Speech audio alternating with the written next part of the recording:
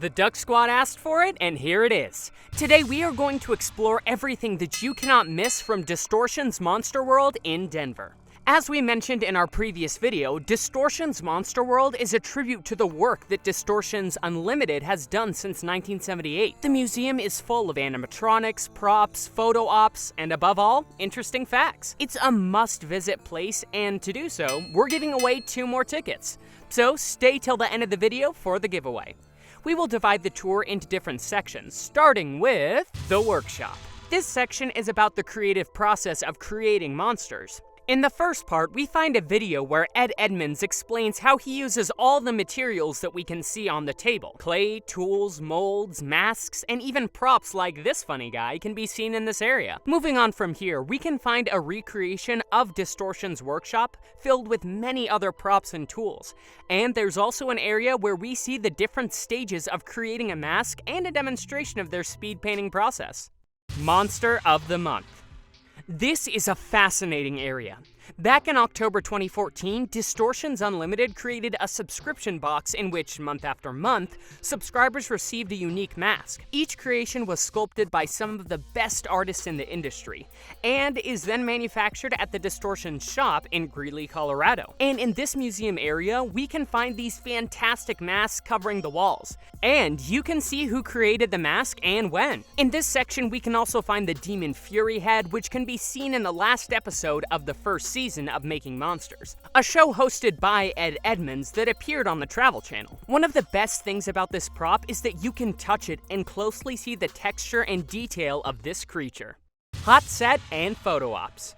In the following section, we can find the hot set. This particular set is currently being used by the Distortion Monster World team for their YouTube channel, which is hosted by The Collector. In this channel, they discuss many interesting topics, from encounters with aliens to the history of Bigfoot. So if you are not subscribed yet for any reason, you are missing out on so much. They have excellent content, and you should definitely go check it out.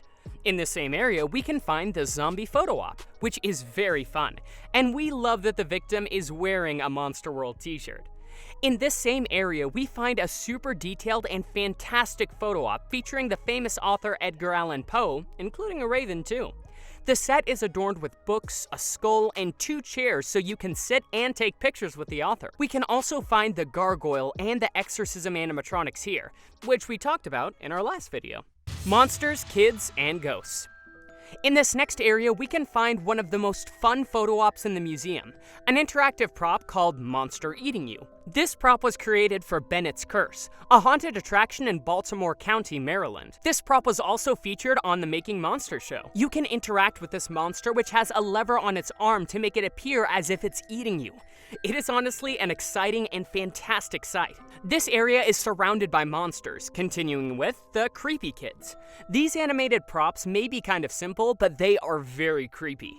The scene includes a swing, a maypole, and a teeter-totter full of animated creepy props. And right next to them, we can see Slimer from Ghostbusters. They are all surrounded by barrels full of toxic waste. This is such a fun photo op that you can't miss. Monsters of the Night. In this next area, you can probably find some of our favorite things from the museum, starting with what Distortion calls the Pumpkin Patch Combo. The pumpkin stalker is over 8 feet tall and features a flickering LED light that lights up its head, eyes, mouth, and posable arms with a giant 7-foot wingspan. This pumpkin stalker is surrounded by 2 Frightronics who move and light up its eyes, and 2 static props that light up. Also in this part, we find the Jack is Back prop, a 6-foot tall pumpkin killer that has been up to no good and appears with pumpkin guts, seeds, and goop on its knife and face. This setting is fantastic for Halloween fans like ourselves. In this area, we can also find the Grim Reaper animatronic, which we talked about in our last video, and the Wicked Wolf, one of our favorite animatronics in the museum. Next to the Wicked Wolf animatronic, we can meet the huge moon face prop. This face was created for Westminster Adventure Golf, and it was originally part of a giant tree with animatronic skunks and an owl, but they added craters for the museum's display to make a moon photo op. And right next to it, we find an impressive giant evil tree talking animatronic. This tree was also used used in the first episode of Making Monsters.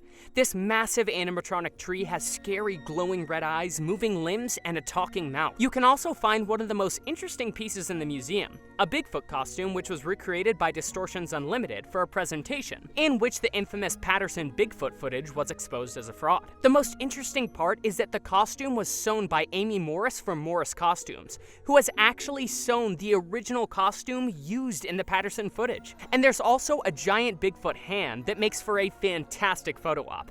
This hand has been created as a gorilla hand, a green monster hand, and a snow beast hand. At the end of the area, we find a 9-foot long, 6-foot wide, and 8-foot tall T-Rex head display, perfect for a pretty Jurassic photo op. The best thing about this prop is that you can touch it and interact with it without any restrictions, but of course, you should always be respectful of your surroundings. Dolls and aliens. Just before entering the next area, we go through a small hallway where we find a creepy watcher, a terrifying prop that stands there greeting you and showing you the next area while he holds a flickering lantern. But probably the most terrifying prop in all the museum, at least for us, is the Maniac. This prop is made of latex and foam filled and hand painted, and when you're walking toward the next area, you can find him there. A cringing, disturbed character who is clutching his hair and biting his arm in distress. Pretty creepy if you ask us. After this area, we find the dolls.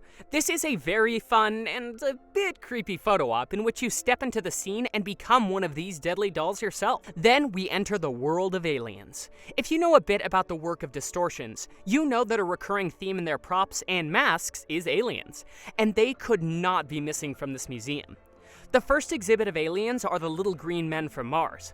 This area is very cool because you find a very colorful UFO and under that several different Martians which you can move and pose in many different ways, so you can take photos with them. Next comes the alien autopsy, in which you have two options. You can either autopsy an alien yourself, or you can be the one being autopsied by an alien. Either way, this photo op is very fun and totally worth it. The third area is the Roswell aliens. These aliens are based on the original Roswell alien description that were actually created for the International UFO Museum in Roswell, New Mexico. These are fully posable, so you can take as many pictures as you want with them and their UFO.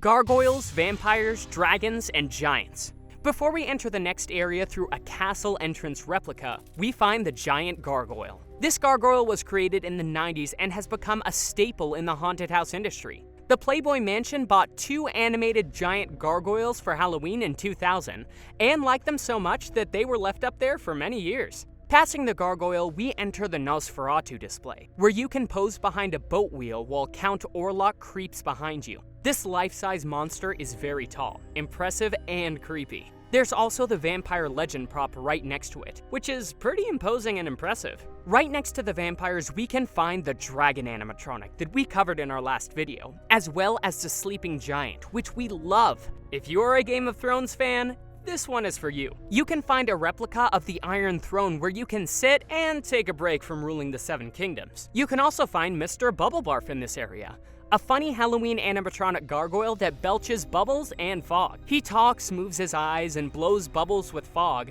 and while the animatronic is not in the museum, it is very cool to see how impressive and detailed the sculpture is, and it makes for a very fun photo op. At the very end, you will find several dragon heads mounted on the wall. They are all handcrafted and very impressive.